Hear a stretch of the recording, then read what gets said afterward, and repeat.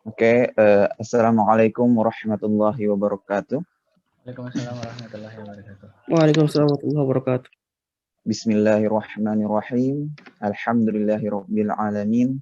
Dengan mengucapkan rasa syukur kepada Allah Subhanahu wa taala karena sampai saat ini kita masih diberikan nikmat iman, Islam dan diberikan kesehatan sehingga kita dapat menyaksikan kegiatan kajian rutin pasca sarjana yang diselenggarakan oleh Himpas IPB.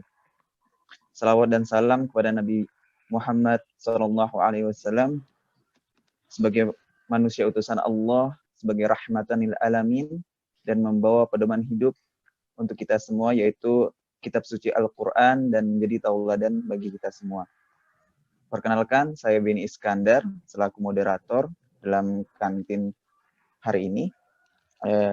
Di sini juga telah hadir narasumber kita atau pemateri kita, yaitu Akhi Bela Hanif Abdurrahman SSI, di mana pendidikan S1-nya ini adalah Fisika, FMIPA IPB University, kemudian saat ini sedang melanjutkan program Magister di Biofisika FMIPA IPB University, dan alhamdulillah diamanahi sebagai Ketua Umum Himpas IPB. Nah, pada kesempatan ini kita akan mengangkat tema yaitu tadabur ayat semesta bioelektromagnetisme pada manusia. Sebagaimana di dalam ayat suci Al-Quran di surah Al-Imran ayat 191, yaitu dijelaskan bahwa orang-orang yang mengingat Allah sambil berdiri, duduk, atau dalam keadaan berbaring, dan mereka memikirkan tentang penciptaan langit dan bumi, seraya berkata, "Ya Tuhan kami, tidaklah Engkau ciptakan ini dengan sia-sia, Maha suci Engkau, dan peliharalah kami dari siksa api neraka." Oke. Di ayat ini menjelaskan bahwa orang-orang yang mengingat Allah, baik dalam keadaan berbaring, berdiri, yang memikirkan penciptaan alam semesta. Sebagaimana dengan tema kita ini adalah tadabur ayat alam semesta yang berkaitan dengan elektromagnetisme pada manusia. Oke, mengingat keterbatasan waktu, di mana kita ini diskusi kita berdurasi selama 1 jam, nanti akan ada sesi penyampaian materi, kemudian ada sesi diskusi atau sesi tanya jawab. Mungkin untuk mempersingkat waktu, saya persilahkan kepada Mas Bela Hanif untuk menyampaikan materinya. Ya, baik. Terima kasih. Assalamualaikum warahmatullahi wabarakatuh. Waalaikumsalam Izinkan saya share konten ya. Silakan Mas.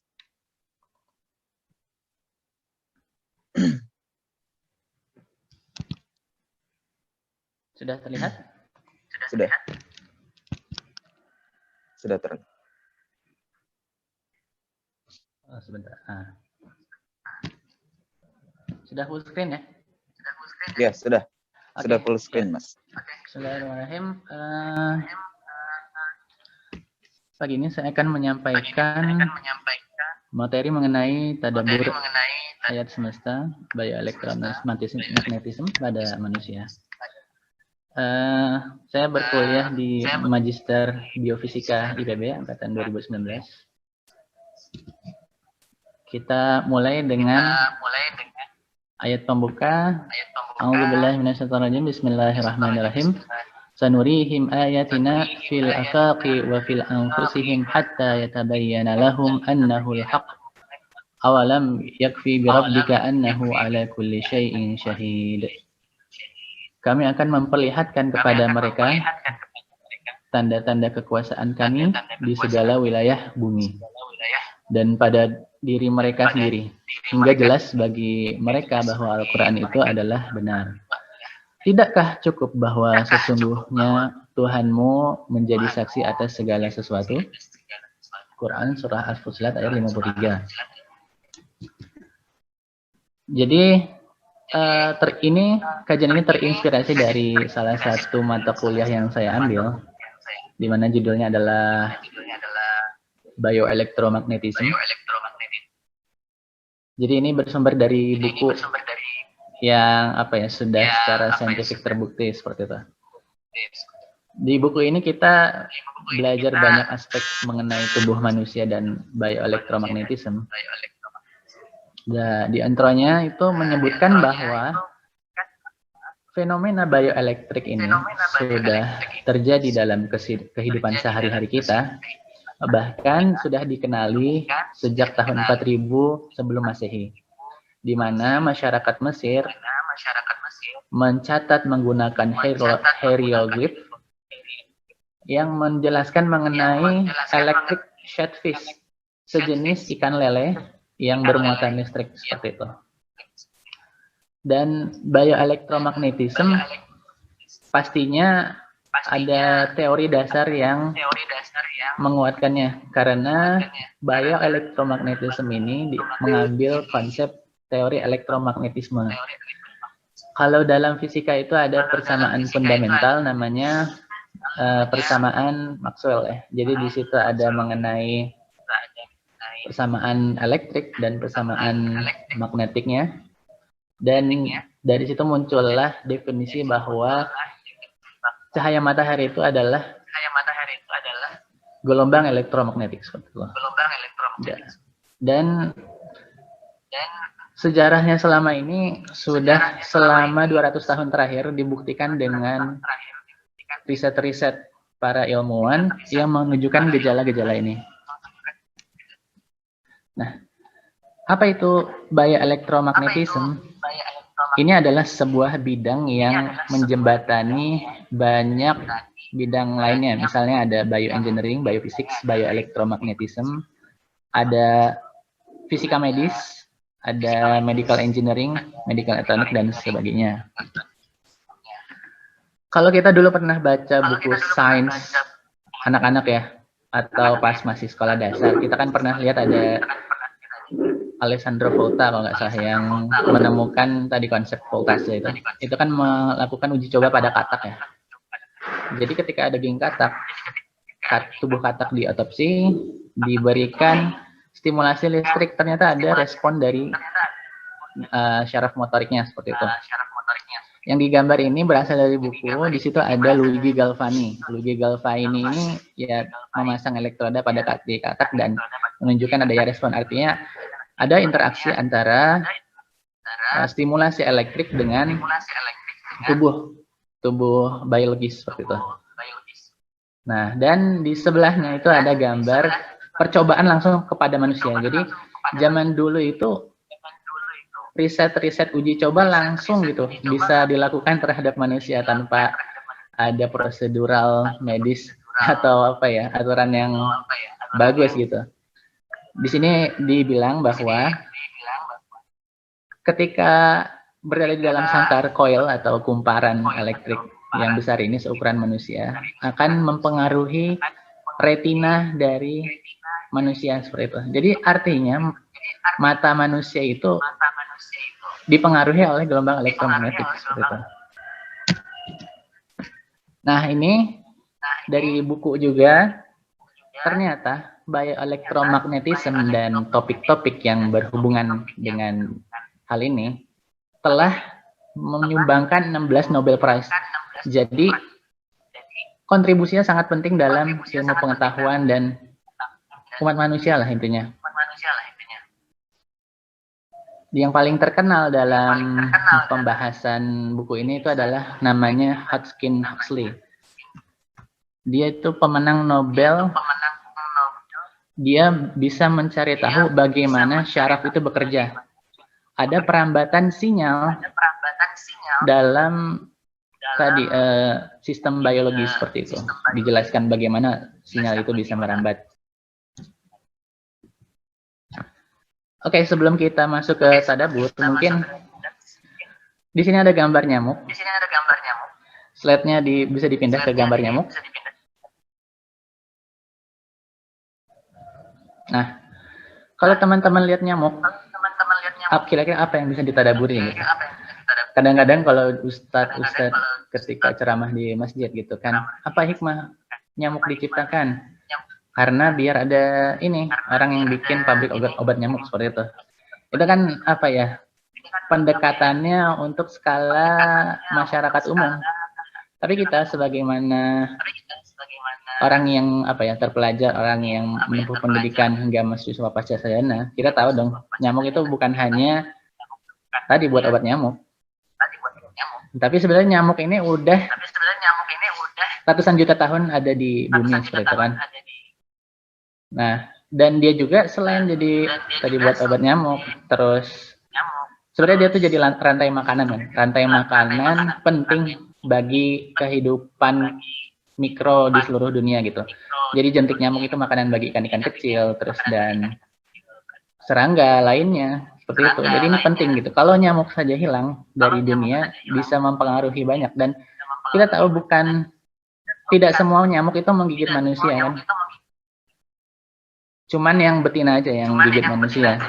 Yang jantan itu makan nektar seperti itu. Jadi dalam satu topik ini kita bisa bahas banyak. Dan kandungannya itu berbeda. Misal, contoh ada seorang ahli gizi, ketika dia makan sebuah apel, sama orang biasa, pekerja keras gitu, makan apel. Kalau pekerja keras makan apel ya cuman dimakan gitu kan. Tapi kalau ahli gizi mungkin dia tahu kandungan-kandungan apa, terus bagaimana manfaat buah dan seterusnya. Oke, jadi kita tadaburnya lebih dalam lagi sekarang. Oke, terus kita menuju ayat surat Al-Mu'minun, surat ke-23 ayat 115. Afahasibtum annama khalaqtakum abathan wa annakum ilaina la turja'un. Maka apakah kamu mengira bahwa sesungguhnya kami menciptakan kamu secara main-main saja, dan bahwa kamu tidak akan dikembalikan kepada kami?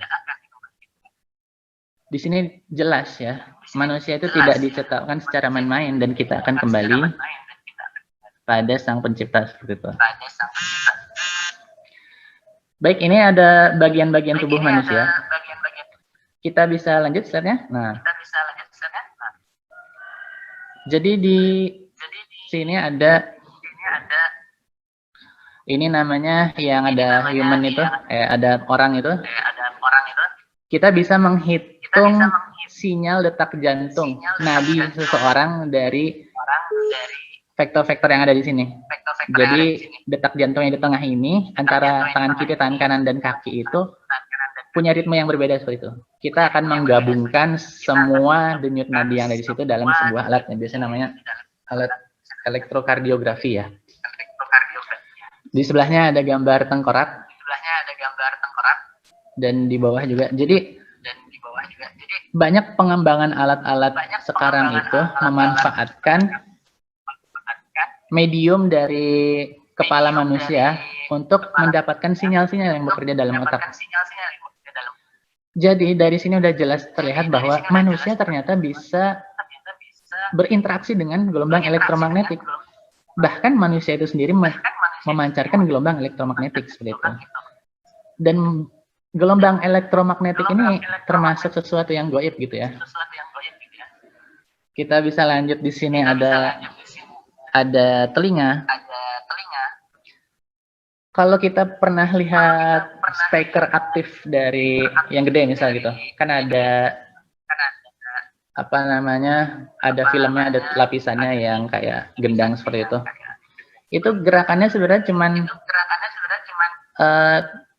tarik dan dorong gitu. Jadi ketika bergetar, berosilasi gitu, dia dapat menghasilkan suara itu sama dengan prinsip yang terjadi dalam gendang telinga manusia. Jadi telinga ini sebagai sensor, dia merespon getaran dengan merambatkan sinyal kepada otak. Jadi yang didengar sama telinga sebenarnya cuma 1-0, aktif atau enggak. Tapi otak kita dapat mempersepsikan itu sebagai suara yang beragam macamnya, tergantung frekuensinya. Dan juga ada mata.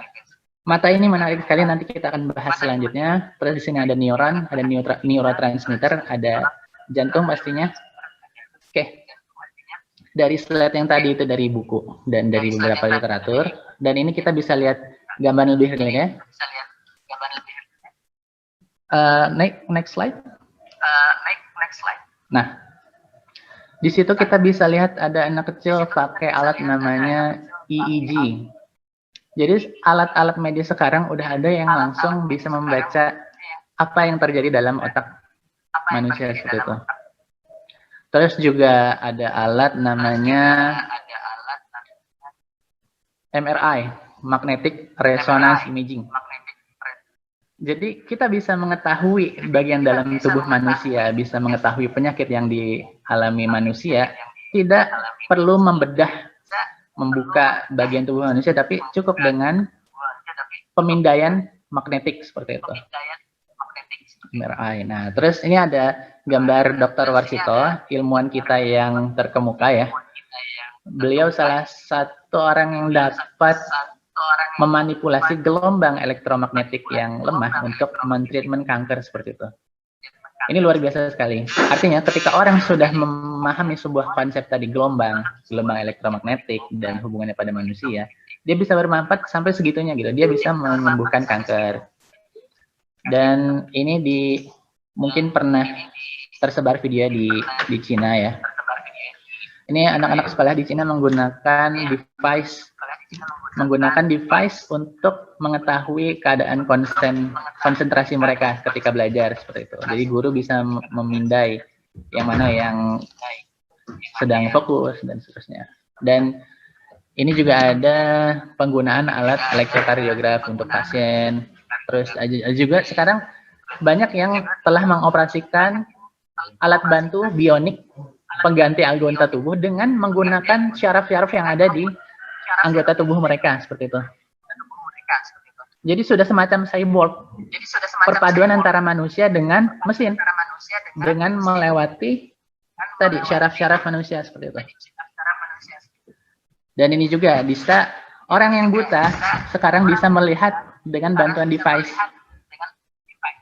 Jadi walaupun matanya buta, tetapi dia dapat melihat karena ada transmisi sinyal yang dihasilkan oleh sensor yang pengganti mata tadi, terus dikirimkan ke otak, dipersepsikan sebagai penglihatan. Oke, kita lanjut. Ayat yang terkenal sekali ketika kita kajian mengenai sains dalam Al-Quran. Ayat pertama yang turun ke dalam Islam ya. Iqra bismi rabbikal ladzi khalaq, khalaqal insana min 'alaq. Bacalah dengan nama Tuhanmu yang menciptakan manusia dari segumpal darah. Kita bisa bahas lebih dalam lagi. Segumpal darah ini apa seperti itu. Kan kita tahu kalau segumpal darah ini ada sel telur, ada sel sperma, terus jadi zigot dan seterusnya. Bahkan di surat Al-Mu'minun ayat 12-14 dijelaskan lebih detail dan spesifik dan sangat tepat sekali menggambarkan bagaimana proses terjadinya embrio manusia seperti itu. Dan sesungguhnya kami telah ciptakan manusia dari suatu saripati yang berasal dari tanah. Kemudian kami jadikan saripati itu air mani yang disimpan dalam tempat yang kokoh rahim. Kemudian air mani itu kami jadikan segumpal darah, lalu segumpal daging, dan segumpal daging itu kami jadikan tulang belulang, lalu tulang belulang itu kami bungkus dengan daging. Kemudian kami jadikan dia makhluk yang berbentuk lain. Maha suci Allah, Maha Pencipta yang paling baik.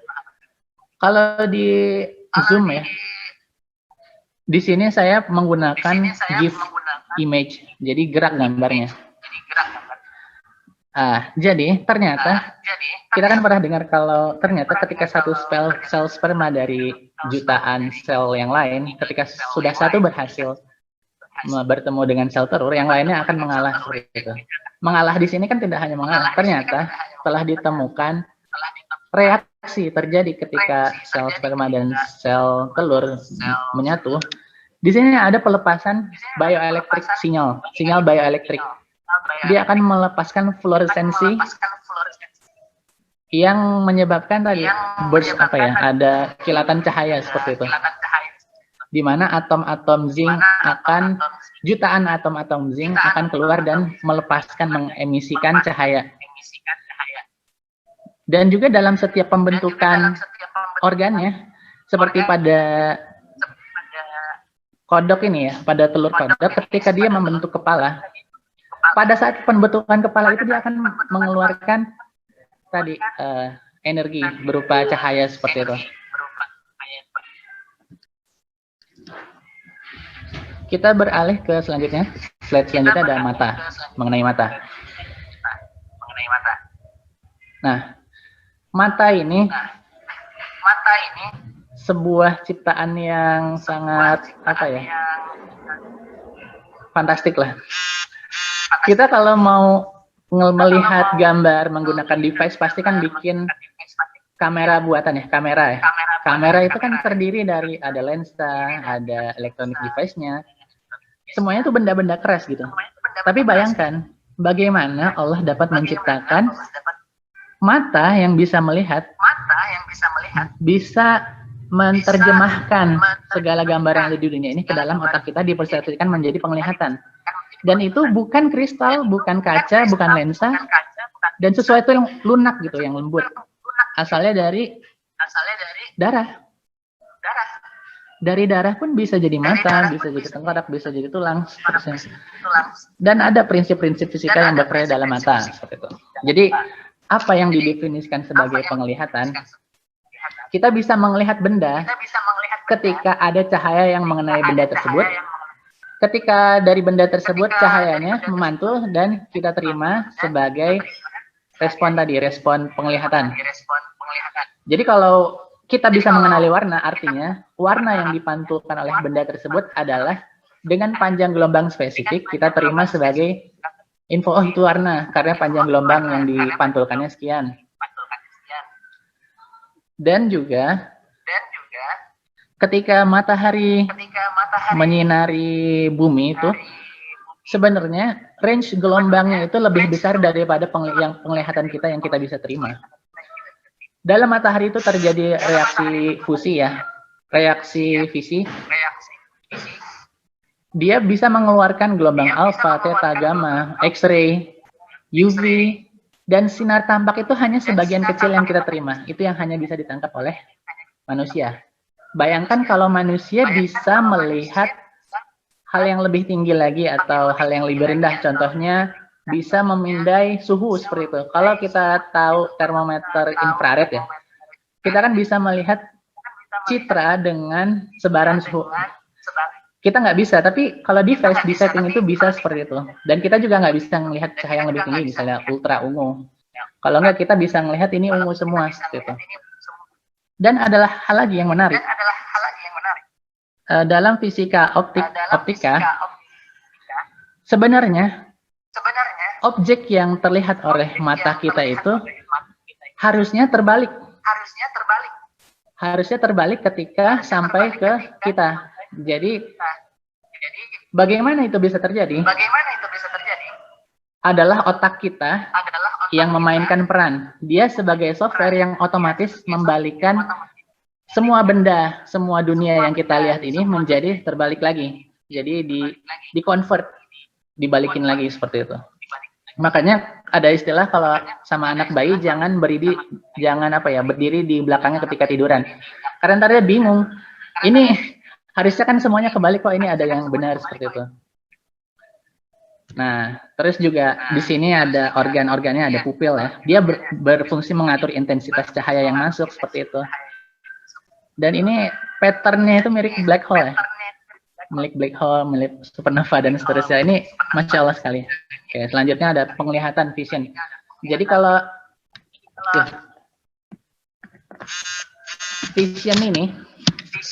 vision itu penglihatan beda dengan halnya dengan mata. Jadi vision ini bukan hanya berasal dari mata. Baru-baru ini ada penelitian yang dapat menyusun ulang kembali gelombang-gelombang yang diterima oleh manusia dan disusun kembali menjadi penglihatan oleh komputer.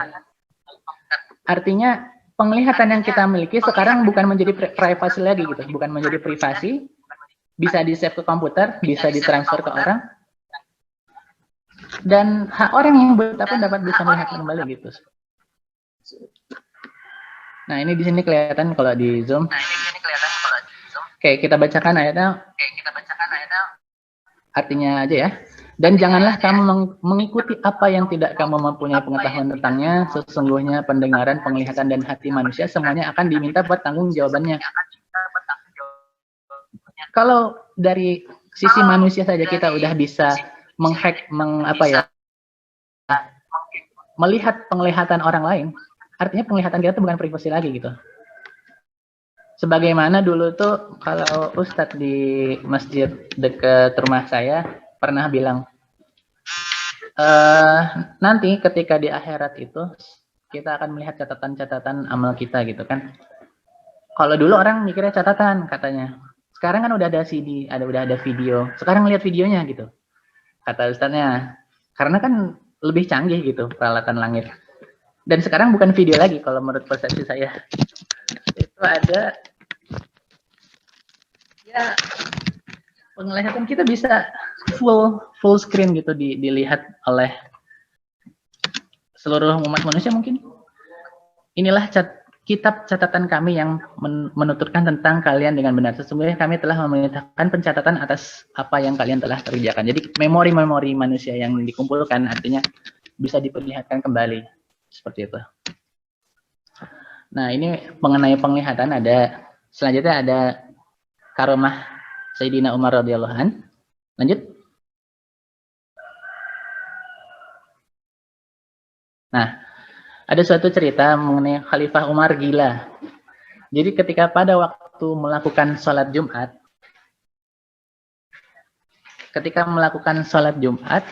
yang lalu, ketika sedang berada di mimbar lalu membacakan khutbahnya, konyong-konyong Umar berseru, "Hai Sariyah, hai tentaraku, bukit itu." Jamaahnya kan kaget gitu. Ini lagi khutbah tiba-tiba bilang, bukit itu gitu. Terus ditanya sama Abdurrahman bin Auf, wahai Amirul Mukminin, kenapa engkau berbuat demikian seperti itu? Ternyata kata Umar, sesungguhnya aku melihat ada pasukan yang sedang berperang seperti itu. Aku lihat di situ ada bukit, saya suruh pergi ke bukit itu. Terus akhirnya Abdurrahman bin Auf meninggalkan Umar dengan terheran-heran. Nah, setelah terheran-heran,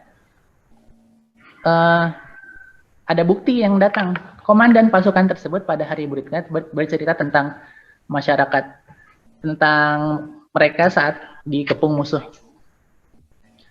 Mereka dapat meloloskan diri dengan selamat karena mereka mendengar sebuah seruan gaib yang tajam dengan tegas. Bukit itu. 3 kali seruan itu diulang-ulang kepada kami.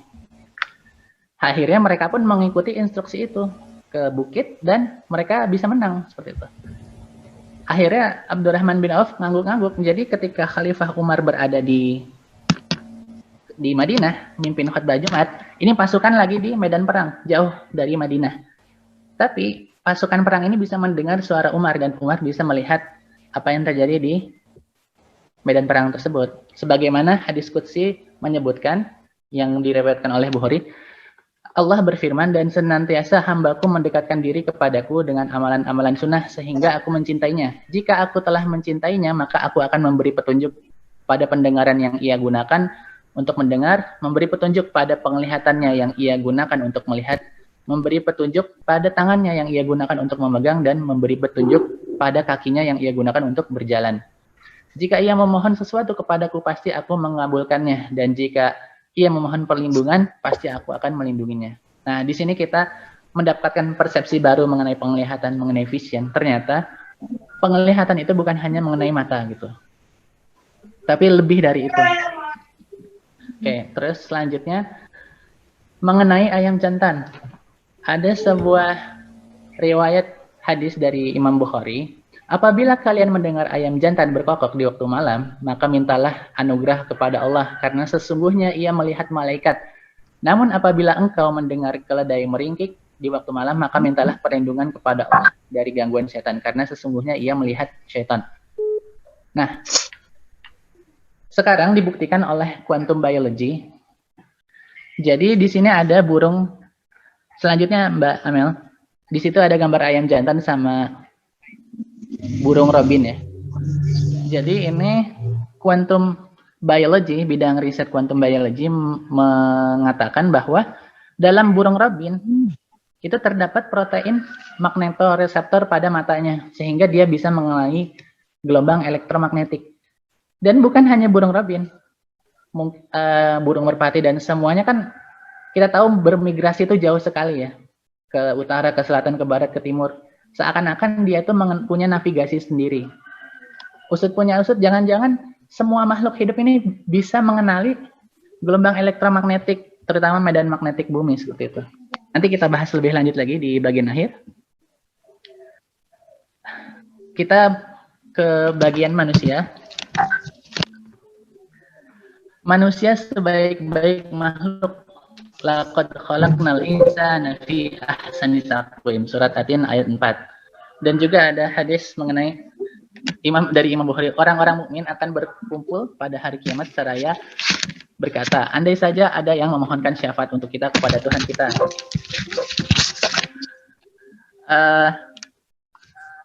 Masya Allah.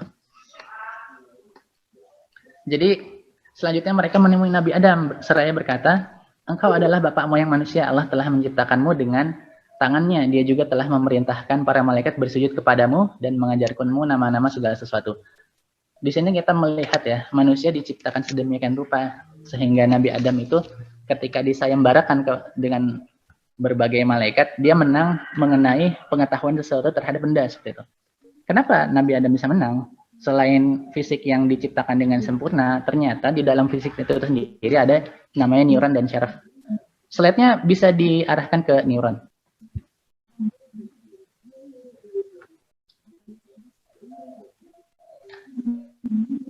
Slide-nya Mbak Amel, yang neuron, bagian neuron.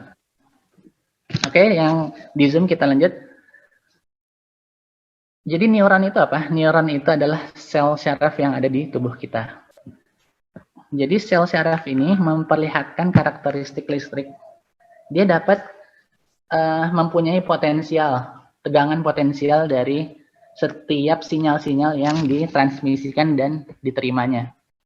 Jadi dalam tubuh kita sendiri, udah seperti mesin penerima dan penerjemah sinyal seperti itu. Dari bagian-bagian sel kecilnya. Kita lihat di bawah ini ada gambar neuron yang mencari koneksi dengan temannya.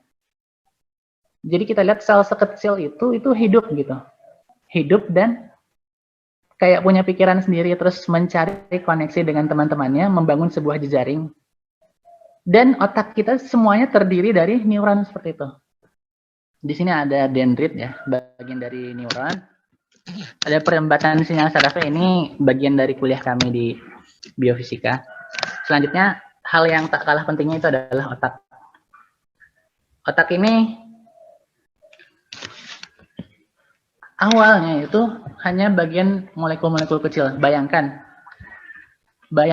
bahwa kita ini terdiri dari organ itu terdiri dari molekul terdiri dari atom-atom, dan atom ini karakteristik yang dimunculkannya itu hanya gaya tarik dan gaya tolak. Dari ukuran yang 1 Armstrong 10⁻12 meter, dua buah benda yang tarik dan menolak itu bisa membentuk molekul dan membentuk protein neuron seperti ini.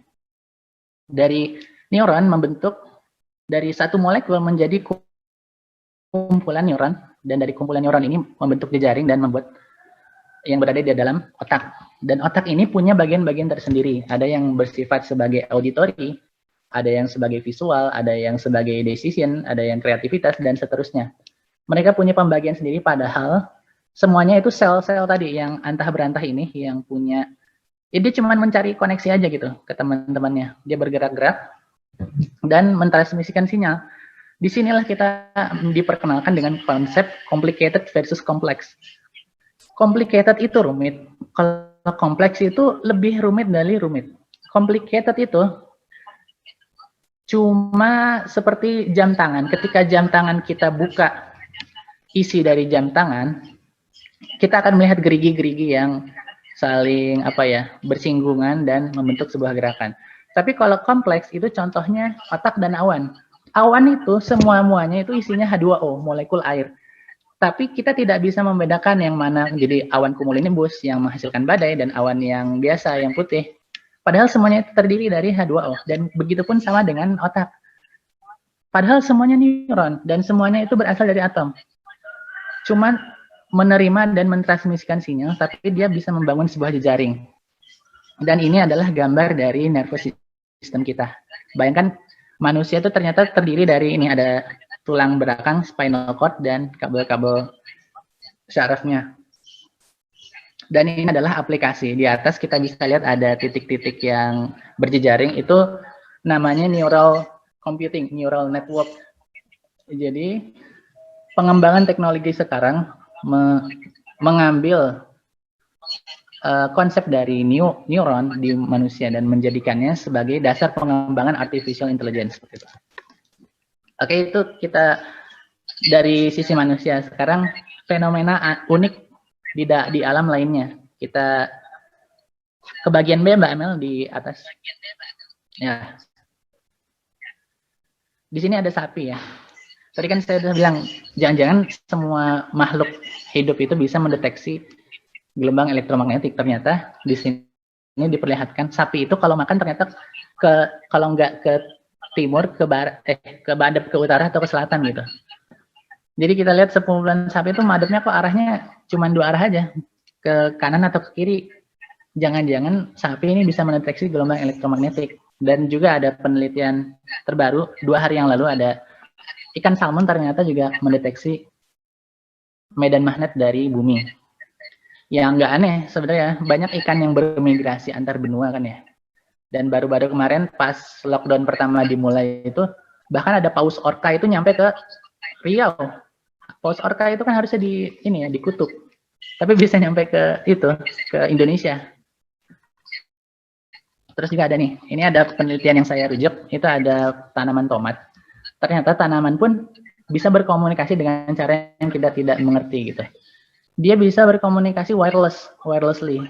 Dia sebenarnya berkomunikasi, cuman kita tidak mengetahui cara komunikasinya. Sama kayak ayat, sesungguhnya makhluk-makhluk Allah itu berzikir, tetapi kita tidak tahu bagaimana berzikirnya. Jadi di sini juga ada Venus flytrap. Ada tanaman yang bisa menghitung. Jadi Venus flytrap ini, ketika kita berikan stimulus sebanyak 3 kali kepada trigger hairs-nya itu, dia baru akan menutup. Kalau kurang dari 3 kali nggak menutup. Jadi ada tanaman yang bisa berhitung, tanaman yang bisa berkomunikasi, ada tanaman yang mentransmisikan sinyal-sinyal seperti itu. Dan ini juga ada sebuah organisme blob ya. Dia itu nggak punya otak, nggak punya nerve, dan seterusnya. Tapi dia bisa membangun sebuah jejaring. Dan katanya bahkan ada 720 jenisnya, seperti itu. Dan ini sebuah cuplikan video dari TED memperlihatkan bahwa semua tanaman itu mempunyai jejaring komunikasi di dalam tanah. Saya baca juga dalam penelitian bahwa tanah itu menjadi konduktor yang baik bagi sinyal-sinyal para tanaman untuk melakukan komunikasi seperti itu. Artinya, semua makhluk hidup di planet ini atau intelligence gitu, dia cerdas dengan caranya masing-masing. Berbeda dengan makhluk benda mati. Ternyata semua ciptaan Allah ini yang berada di bumi ini luar biasa sekali. Subhanallah. Dan saya bacakan ayatnya. Alladzi khalaqa sab'a samawati tibaqa ma tara fi khalqir rahmani min tafawut. Lanjut ya Hamel. Farji'il basara hal tara min futur. Yang menciptakan 7 langit berlapis-lapis, tidak akan kamu lihat sesuatu yang tidak seimbang pada ciptaan Tuhan yang Maha Pengasih. Maka lihatlah sekali lagi, adakah kamu melihat sesuatu yang catat? Ini surat Al-Mulk ayat 3. Semua ciptaan Allah ini, Allah telah menciptakan langit, bumi, dan beserta isinya seperti itu. Dan kita tidak melihat sesuatu pun yang ada cacat. Bahkan setiap kita melihat ciptaan Allah yang serupa bentuknya, yang serupa patternnya seperti itu, seperti ini adalah klaster galaksi super kita gitu, ada klaster Laniakea. Alam semesta kita ini ya seperti ini gitu. Seperti neuron, seperti otak, seperti pohon, seperti akar. Jadi kalau ada sebuah topik namanya science behind complexity seperti itu. Jadi seluruh alam ini bekerja dengan cara yang serupa seperti itu. Kayak petir yang bercabang-cabang, akar dan ruas daun, aliran sungai, jalan-jalan manusia seperti itu, bercabang-cabang seperti itu. Bahkan galaksi yang dari yang terkecil hingga yang terbesar. Artinya, kalau kita ambil kesimpulan dari sini, kita dalam Al-Quran menemukan banyak mukjizat Rasul. Mukjizat yang diberikan kepada para Rasul itu intinya adalah ingin memperlihatkan kepada orang-orang yang belum beriman bahwa inilah kehebatan yang Allah turunkan kepadamu seperti itu. Dan juga karomah-karomah para wali Allah ya, para kekasih Allah itu tadi memperlihatkan inilah kehebatan dari Allah yang dapat melakukannya kun fayakun. Kita sebagai orang yang diberikan ilmu saat ini, setelah ambil kajian dari ini harusnya melihat sesuatu pun itu merasa takjub dan merasa takut kepada Allah seperti itu. Karena semua yang kita lihat ini, kehidupan kita ini adalah mukjizat gitu, keajaiban, anugerah dari Allah seperti itu. Kita bisa melihat, kita bisa mendengar, kita bisa merasakan, bahkan kita bisa merenung, bisa bertanya pada diri sendiri. Itu sebuah hal yang setiap hari kita jalani. Jadi mukjizat yang lebih besar daripada mukjizat yang diperlihatkan sewaktu-waktu seperti itu. Nah, aplikasi dari bioelektromagnetism ini sekarang dikembangkan terus ya. Di sini ada robot yang terbuat dari sel. Jadi kita bisa menggerakkan sel kodok ini, sel telur kodok, membuatnya menjadi xenobots. Jadi dia bisa bergerak sesuai yang diprogram, yang bisa diinginkan dengan sinyal elektrik seperti itu. Dia bisa menghilangkan kanker, mungkin mengangkut barang-barang mikro seperti itu, membentuk koneksi juga bisa mungkin. Ini ada foto Dr. Warsito, ya dengan rompi anti kankernya. Nah di sini ada Elon Musk, CEO yang fenomenal, CEO perusahaan Tesla, SpaceX dan seterusnya. Dia mendanai riset mengenai brain machine interface. Jadi melakukan percobaan untuk mengkoneksikan otak kita kepada device HP kita gitu dengan menggunakan chip. Juga ada artificial neuron. Hal-hal yang kita pelajari mengenai tubuh manusia ini kita bisa bikin artificialnya, kita manfaatkan konsepnya. Dan tujuan dari bioelektromagnetism ini salah satunya adalah meng-replace obat-obat konvensional. Jadi kita nanti mungkin ya nggak usah minum obat pil lagi, tinggal disetting di program sinyal listriknya seperti apa ke tubuh kita, bisa menghasilkan reaksi berupa kesembuhan misal. Tapi kesembuhan itu dari Allah ya. Dan sekarang juga ada scientists can now tap into your brainwave to see what you see. Jadi bahaya yang dikhawatirkan dari artificial intelligence ini, sewaktu-waktu kita tuh nggak punya privasi sama sekali apa yang kita pikirkan, apa yang kita lakukan sejauh ini. Dan kalau sebagai umat muslim harusnya kita udah menyadari itu dari dulu. Karena tidak ada yang rahasia, Allah mengetahui apa yang kita jaharkan, apa yang kita sembunyikan, yang kita tampakkan dan yang tersembunyi. Emang kita tidak punya privasi sama sekali di dunia ini seperti itu. Dan subhanallah sekali, ini ada Sayyidina Ali radhiyallahu anhu ya. Itu punya atau sahabat gitulah, saya sahabat yang ketika buang air itu dia tidak melihat sama sekali ini alat kelaminnya gitu. Kalau itu dibayangkan ya, artinya dia nggak bisa dihack sama sekali. Kita nggak bisa melihat aib-aib seseorang dan seterusnya. Jadi kebiasaan-kebiasaan orang dulu itu di luar ekspektasi kita ternyata telah ditemukan manfaatnya sebagaimana sunnah-sunnah Nabi seperti itu. Oke, lanjut. Penutup ya. Kalau sekiranya kami turunkan Al-Quran ini kepada sebuah gunung, lau anzalna hadzal Qur'ana ala jabalin la ra'aitahu khashi'an mutasaddian min khasyatillah. Wa tilkal amsalu nadribuha lin-nasi la'allahum yatafakkarun. Kalau Al-Quran diturunkan kepada sebuah gunung, dia akan terpecah belah disebabkan ketakutannya kepada Allah. Dan perumpamaan-perumpamaan itu kami buat untuk manusia supaya mereka berpikir. Dan surat Al-Bayyinah ayat 8. Jazaohum 'inda rabbihim jannatu 'adnin tajri min tahtihal anhar khalidina fiha abada.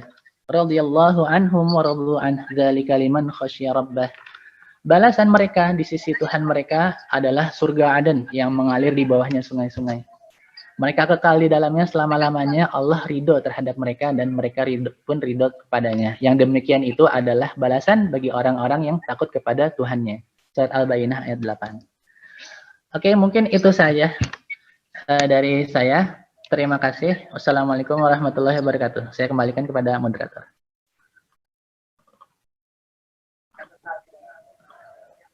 Alhamdulillah, terima kasih kepada Mas Hanif sudah menyampaikan materinya yang menjadi pengetahuan baru untuk kita semua.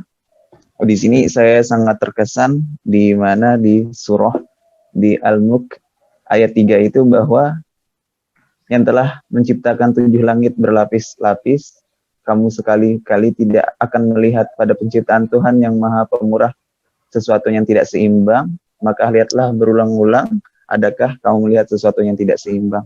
Bahwa Allah menciptakan makhluknya itu sebagai mukjizat bagi kita semua, keajaiban bagi kita semua, yang mana ciptaan itu saling berkomunikasi, di mana bioelektromagnetisme ini sangat berguna gitu dalam kehidupan kita sehari-hari, yang dimana sudah banyak ditemukan untuk sebagai pengobatan untuk mengobatin kanker, kemudian dapat menjelaskan bagaimana syaraf-syaraf bekerja dari otak kita, kemudian bagaimana fungsi mata kita bekerja, kemudian bagaimana makhluk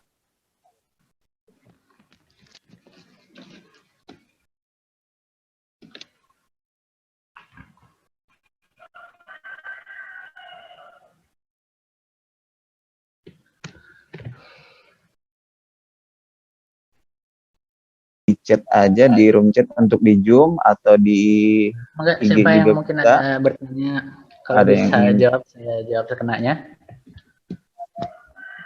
Atau kita bisa ambil ngobrol-ngobrol Mas Ben mungkin. Oke Mas, mungkin ini sih apa, saya ada sedikit bahan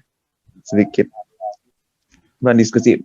Kan biasanya ada beberapa manusia yang bisa melihat warna itu dengan sempurna begitu. Iya. Bisa membedakan warna merah, hijau, kuning gitu. Bagaimana dengan orang yang mempunyai kekurangan yang kayak sedikit buta warna begitu? Seperti apa gitu?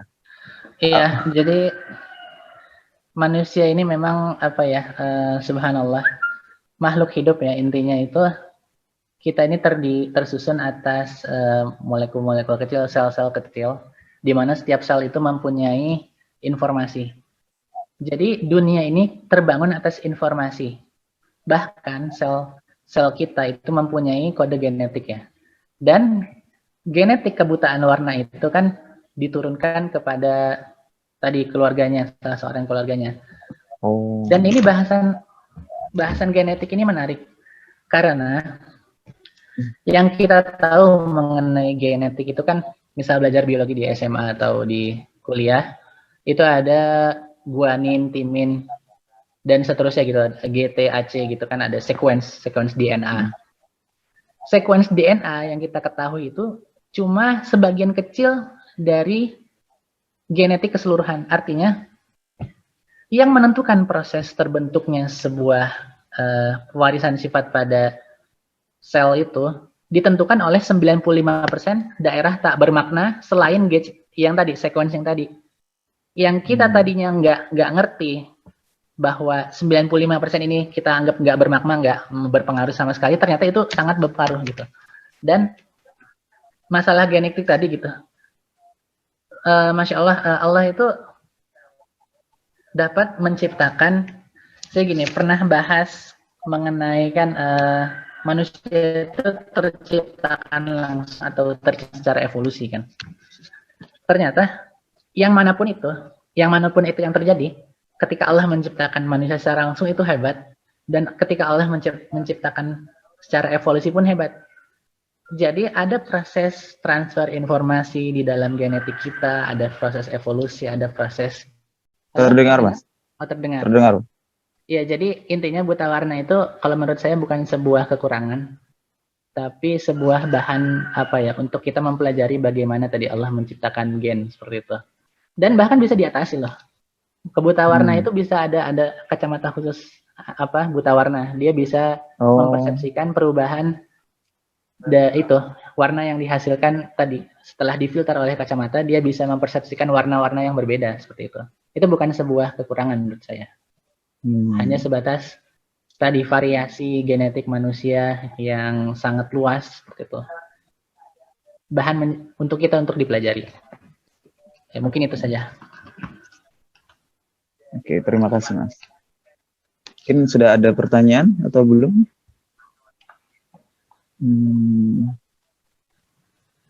Mungkin pada bingung kali ya? atau sudah paham banget atau pada bingung? Oke. Oke. Di Instagram sudah ada pertanyaan, belum ada juga. Di YouTube belum ada juga. Apa perlu di absen nih untuk bertanya? Kayak seminar aja ya? Oh, itu ada. Ada. Mulkiyah. Di ada dari Himpunan Indonesia dari UGM. Di IG. Oh ya. Oh, dia di IG. Oke, saya coba bacakan ya, Mas. Ya. Dari Uki Mulkiyah. Nih, bertanya bagaimana dukungan pemerintah Indonesia terhadap riset aplikasi bioelektromagnetik ini. Kemudian ada pertanyaan kedua, ini mengingat rompi anti kanker Pak Warsito diprotes oleh Asosiasi Dokter. Apa aplikasi di bidang lainnya didukung atau juga dilarang? Oke, mungkin bisa dijawab, Mas. Ya, jadi kalau untuk urusannya dengan manusia memang ada beberapa prosedur yang harus dilakukan. Ada kode etik kedokterannya seperti itu. Ada namanya uji in vivo, ada uji klinis yang terakhirnya, dan ada perizinan seperti itu. Sebenarnya kalau kasus Dr. Warsito ini memang ada apa ya? Kalau kita tanyakan kepada yang pro ya pasti pro semua. Tapi kalau ditanyakan kepada yang bersinggungan atau kepada pemerintah, itu ada pembandingnya lah. Jadi yang saya pernah tangkap katanya ya pengujian dan hasil apa ya, hasil treatment kanker yang telah dikatakan berhasil gitu kepada beberapa orang, ya itu kan data sekian gitu. Artinya mungkin saja ada yang tidak berhasil dari treatment tersebut. Dan memang kalau untuk urusannya dengan manusia sendiri itu sangat susah untuk dijadikan sebuah apa ya tadi, sebuah treatment. Jadi terlalu rumit memang peraturannya.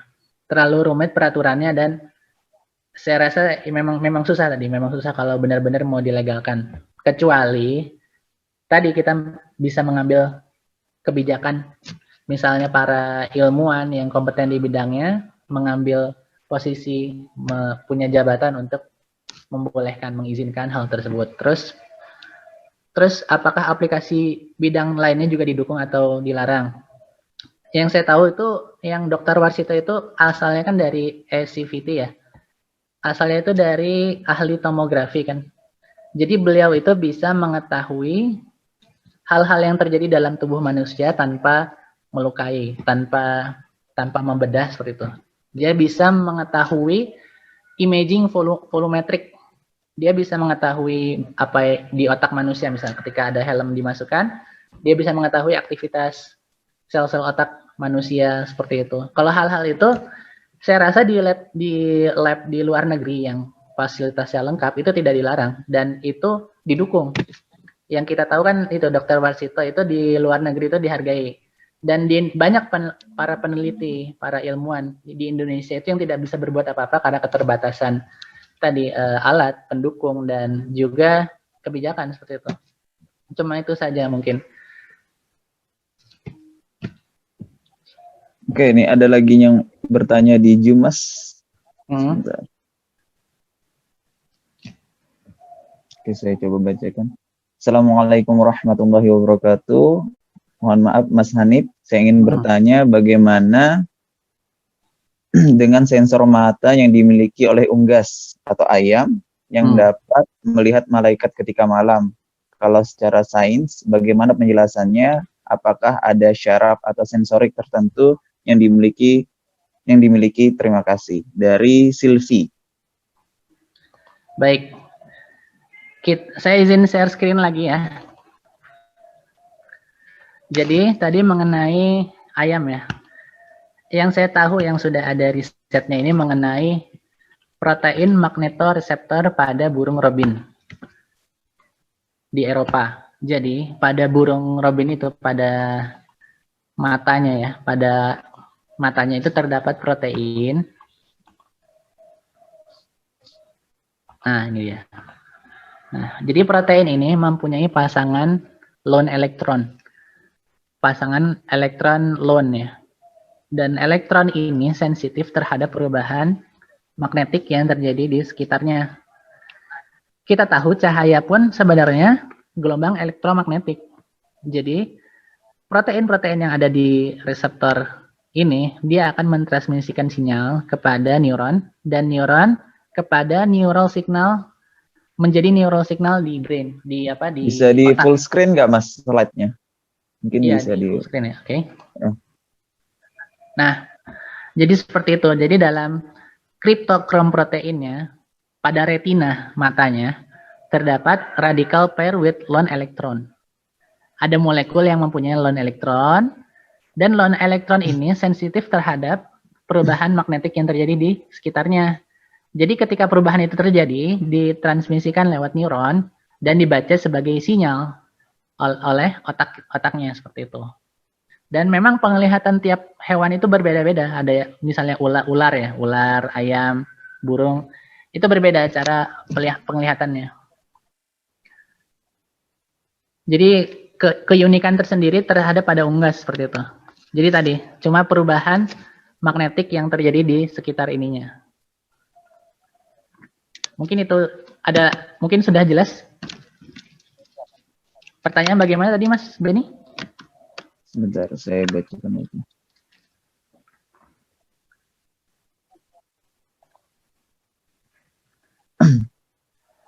Saya ulangi lagi Mas. Syarafnya gitu. Sensornya tadi protein kriptokrom yang ada. Protein. Oh iya. Berarti penjelasannya adalah dari syaraf protein kriptokromnya itu ya Mas? Ya.